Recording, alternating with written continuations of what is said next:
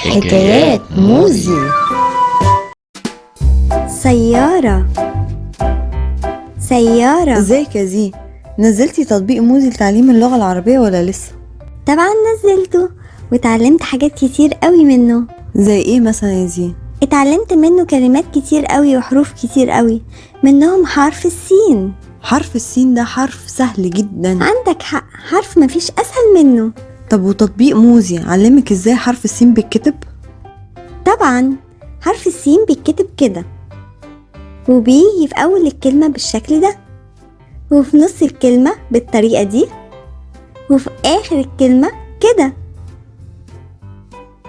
بيجي في اول الكلمة زي كلمة سلة، سلة.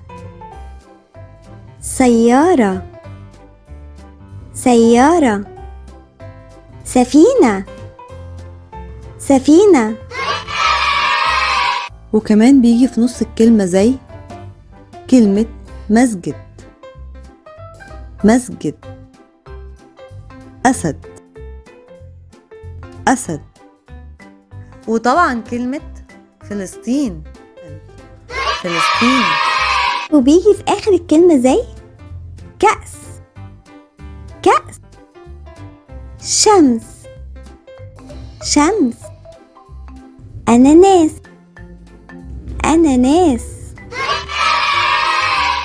أنا كمان عرفت إن حرف السين ليه 3 حركات: سا، سي، سو.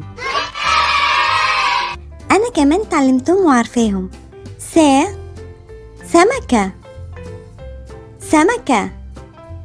سي، سنارة، سنارة. سو، سلحفاة، سلحفاة. شفتي؟ مش قلتلك حرف السين سهل وكلماته كتير؟ أيوة فعلا، كمان في حروف كتير قوي في اللغة العربية أنا متحمسة إن أنا أتعلمهم. وأنا كمان. خلاص، بكرة نتعلم حرف جديد. يهو، اتفقنا. ايه ده يا مو؟ بتعمل ايه؟ وريني كده.